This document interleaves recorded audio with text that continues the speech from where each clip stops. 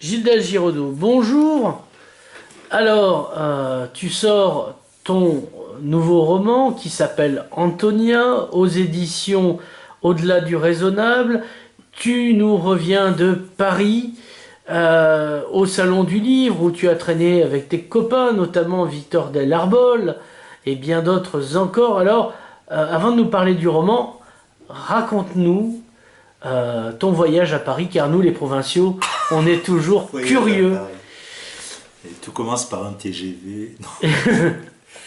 Non, mais voyage à Paris. En fait, ce qui est intéressant à Paris pour le Salon du Livre, c'est l'après Salon du Livre. C'est toujours le soir que se passent les choses. Donc, on a fait une présentation d'Antonia dans un bistrot pyrénéen. Euh, voilà, avec de l'ambiance. Un copain vigneron de Rasteau, une appellation géniale, est venu avec son vin. Donc c'était très sympa, très marrant, beaucoup de monde, etc. Une soirée parisienne un peu, hein, voilà. Et puis une soirée organisée par Ska Éditeur aussi, dont les éditeurs organisent alors on est allé manger quai des Orfèvres, voilà. Donc évidemment pour nous Ouais. ça avait du sens avec tous les copains de Ska, donc une vingtaine d'auteurs. Et c'est toujours l'occasion de rencontres, et puis de rencontrer des gens qu'on voit pas, qu'on voit rarement, puisque tout le monde est éparpillé sur le territoire, hein, voilà. Et donc c'est des moments passionnants, c'est des vrais moments de rencontre. L'ami Gilles Delpapas aussi, avec lequel on a traversé la moitié de Paris à pied la nuit, dans des décors extraordinaires. Donc c'est toujours des moments voilà, de rencontres très sympas. Le Salon du Livre de Paris, enfin pour nous auteurs, c'est surtout ça, hein, voilà. Ensuite il y a le salon lui-même. Il y a beaucoup de monde, il y a cette année, il y a des conférences. Cette année, une conférence, le pays invité, c'était le Brésil.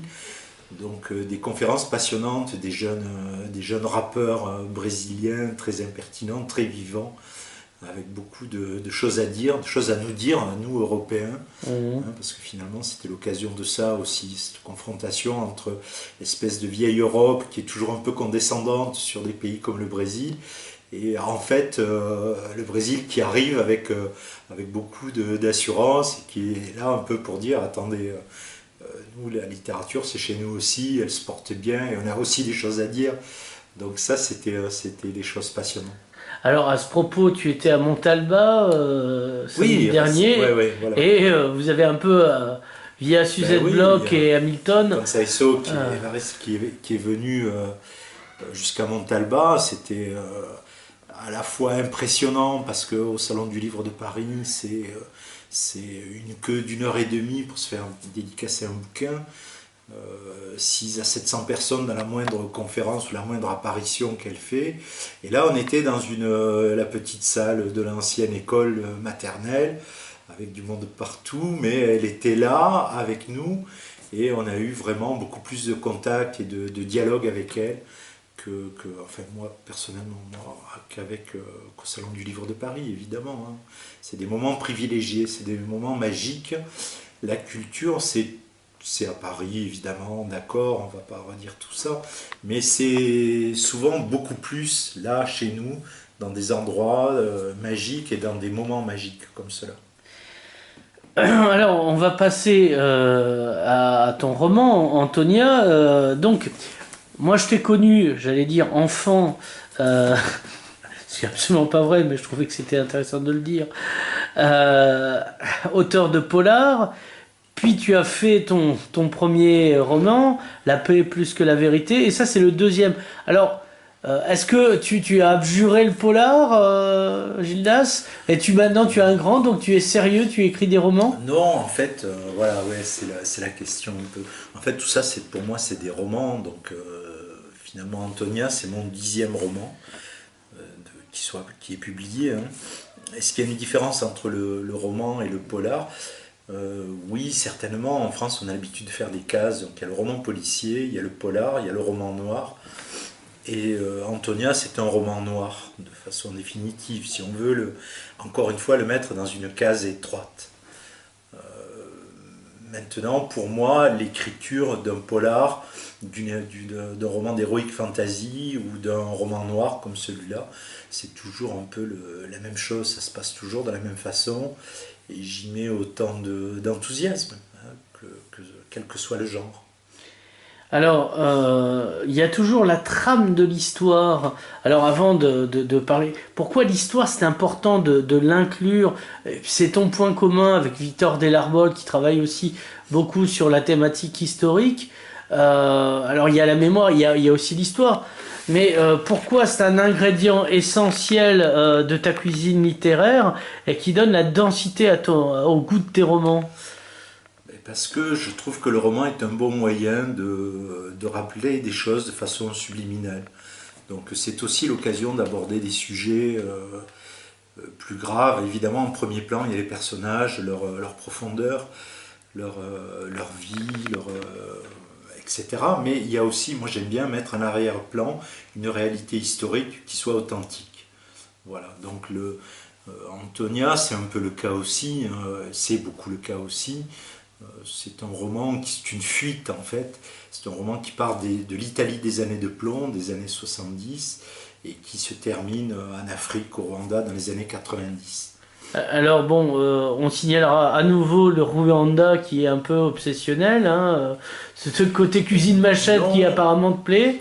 non, c'est pas obsessionnel en fait en écrivant les deux romans que j'ai écrits sur le Rwanda, qui sont deux polars. J'ai découvert l'existence d'un personnage extraordinaire, un personnage comme on en découvre parfois, c'est-à-dire des personnages de légende un peu. Hein, voilà.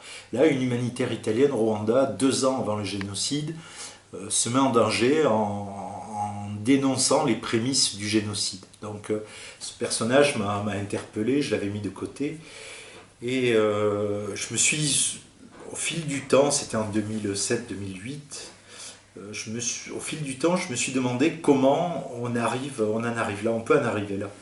Donc cette femme, déjà mûre, à 40-45 ans, comment on peut se mettre en danger à ce point? Qu'est-ce qui pousse? Qu'est-ce qui peut nous pousser alors qu'aujourd'hui dans la société tout nous pousse un peu à la lâcheté plutôt, hein, à l'égoïsme. Donc qu'est-ce qui peut pousser cette femme à se mettre en danger à ce point pour dénoncer les prémices d'un génocide sur les antennes de RFI et de la BBC? Donc du coup au fil du temps je lui ai réinventé un passé. Je me suis demandé comment, pourquoi, et puis j'ai fini par lui écrire une histoire. C'est donc évidemment une fiction. Et cette fiction permet de rappeler cette lente descente aux enfers, pour moi, qu'a été la période années 70, années 90.